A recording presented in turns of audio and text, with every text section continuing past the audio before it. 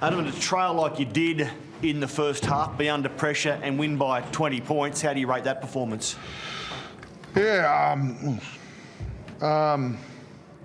yeah, you're right. I didn't think we started. Well, we started nervous. We realised the importance of the game. We needed to come here and win, and I just think we were a little bit jittery at the start, and then to finish the half losing both your starting back rowers pretty much simultaneously, then we were gonna have to be pretty good to regroup and change the way, not only the way we were playing, but also our combination. So I'm really happy with that. That was, you know, there was some moments there that were a little bit ugly, but there was some really, to pile on the points with the disconnection and disruption was a really good effort, actually. Tyson Frizzell was Cat 1, but he's back on the bench and seemingly okay, relatively speaking. Yeah, well, I just spoke to Frizz. Yeah, he feels fine. So there'll be, you know, steps to go through, I'd imagine. But Kai Pearce-Paul had a fairly gruesome injury. Yeah. I just saw a photo of it then, nearly made me crook. It was, it's awful. Okay. Yeah. He's, I think he's in surgery now. Okay. And the bloke beside you gave him a rap last week in the Cronulla performance. Was today another step up on what he gave us last week? Yeah, he's, he gets embarrassed. I give him too many accolades, but yeah, hell of a player and great leader for our club and keeps us all connected and come down and done an extra session, goal kicking down here, and I thought that was, you know, a big part in today, and he's just got a look about him at the moment. Adam, just back to the Tyson tackle for a moment. I don't know if you saw the Stephen Crichton incident last night, but it's obviously a different outcome tonight. Are you comfortable? Do you feel like you know how that sort of tackle is being dealt with now? I'm going to be more comfortable tomorrow if I stay out of this one. I've had me bit last week. How important, Adam, now, you're in that log jam now for 8th spot. Kevy last night said that the Broncos will be in the top 8. You're level with them. How confident are you with 2 games to go that you'll be playing finals footy this season? Yeah, look, all we can do is take care of our prep. I know it's going to be boring for everyone, but we'll pick a team. We'll potentially have some guys out, but we'll put a team together that will fight in front of their home fans, our home supporters, I should say. We'll fill the joint and we'll make sure that we prepare and give this game the respect that it deserves because, you know, we're not ready to quit. Talk about picking a team. Any chance Bradman Best is back? I know the Centres did a fantastic job tonight. Any chance he's back next week? Possibly, yeah. I'll talk to the medical staff. They'll need to clear him over the next couple of days, but they're onto it. Yeah, I wouldn't say no, but I can't say yes until he goes through all the medical protocols. With Kai, like, obviously it's gruesome, but is there any indication yet, and I know it's early, but whether that's something that rules him out for a bit, or is it just, you know, a matter of getting it fixed and he's right? Well, it's not like a soft tissue injury or a bone break or anything, but it's pretty big. Yeah. So, yeah, I don't know. What happened? Like, how did he... I don't know, whether it's It's like a slit. It's like it's... Yeah, it's like a shark bite at the moment. It's huge. A stud or sprinkler head? It's like cut him open. Yeah, or maybe, yeah. We don't know? No. I haven't talked to him. He's at the hospital now, so... Okay, Kalyn, why do you have the look that your coach referred to right now? What is it about maybe this time of year, or what is it? Well, I missed, 10 weeks. My first couple of games, I felt like I was finding my feet, and now I'm I don't want to say I'm on, but I'm excited about my footy. I'm excited about the team's footy, and I'm excited about these last 2 rounds. How do you feel like combined with Jack Cogger tonight? Probably his best 40 minutes in a Newcastle jersey. Yeah, I'll give him a rap. I thought he controlled the game very well, and his partner and Fiend, ran the footy, got to a kick, played a simple style of footy, played his style of footy, and that's what we wanted from our 2 halves, and that's what we got tonight, which is obviously good, leading into next week in these last 2 games. Okay, when you set that try up tonight early in the second half, like you make the break and then you set it up later in the set, was that a moment of it felt like Souths are kind of clawing themselves back into the game in terms of territory and whatnot there. Was that a moment where you felt like I need to take this game by the scruff of the neck and take charge a bit and really make an impact there?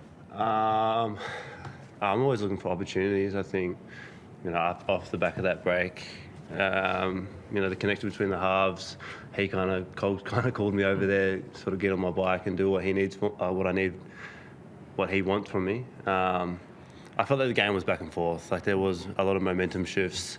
At any point, it was not in the balance, but it was waiting for a team to sort of go. And then I guess we just took that opportunity in the second half and ended up coming away with it. And then the next few weeks, I know you rely on the results, but is there like a drive internally for you to I guess grab Knights season by the scruff of the neck in the next couple of weeks and really make that impact? 'Cause obviously, everyone saw what you did last year, and it's hard to back that up. But to try and produce the same kind of things over the next fortnight to give this team the best chance of playing finals. I definitely want to just perform as well as I can, prepare as well as I can, and leave no stone unturned. I think that's probably I can only really take care of that. Prepare as well as I can for the performance on the weekend. Make sure I'm getting around the boys. Make sure we're connected. And I get excited by it as well. There's a challenge ahead of us. This group's, we know what's in front of us, and we're excited by that. At home next week, there's a lot of excitement coming into the last 2 rounds. But for myself, I just want to prepare as well as I can. And how do you stop, talk about the jitteriness of them, early tonight, knowing what was on the line and whatnot? How do you stop that from being a factor in the next fortnight where, again, your season's on the line, hopefully for 2 straight games? Well, it's a sign of high care, so I don't want to eradicate it. They were pretty good. They self-regulated fairly well. When I spoke to them at half-time, I threw to the floor, and they actually knew the way that they were playing. So that's a good sign too, that they're able to recognise it out there. And like I said, we fixed it. So that'll certainly play a part in our review this week and getting some understanding on how they were feeling. It's a long day being out here, and it's a 7:30 game. So the nerves were getting there. You're watching other results either go your way or not go your way. So there's a bit going on. Adam, through our eyes, Sebastian Sewer comes here obscurely in jumper 19, then he gets made replacement player, then he gets activated, then he gets on, then he gets in-binned. Wild old day for a 20-year-old, eh? It's crazy, yeah. I just gave him a rap then because he's a big firebrand. He's full of testosterone, Seb. To get himself, travel down with the team yesterday. We kept him as a fresh 18th. We didn't play him in cup. But then to manage that all day, it is a long day down here waiting to come over. We don't leave the hotel till close to 6 o'clock. So to do that as a young bloke and then get yourself up in a warm-up and then sit back down and think, well, I'm probably not going to participate in this game, and then all of a sudden you're in, hell of a job. And he just ran around trying to get involved in everything. And yeah, it's unfortunate that he got the 10 minutes, but I don't want that. That shouldn't be what he remembers his debut. It was I come down here to support my team and my club, my teammates, and I had to jump in and help. So, Kalyn, your family's had a fair bit to do with him, I understand, just helping him settle in. Yeah. Andre, you? Yeah, family? I think he said it. My oldies for a little bit there. He's raw. It would be hard to sort of control your emotions on a day like this and to come off the bench, and the support that he has from us, we were just proud of him, happy for him. He'll remember this for many reasons, but his effort out there for that short period, he can be proud of, and the prep at such a young age as well. Was that Jack Culver's best games since he's come back here? Yeah, I reckon it is, this year. Just on, output, a couple of tries, try assists and all of that. But there's more to his game than just those things as well. I think Kalyn summed it up. He steered the team around and he was very vocal.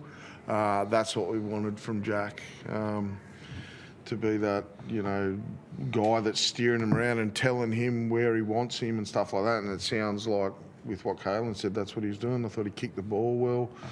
So, to answer your question really quickly, it's his best game this year.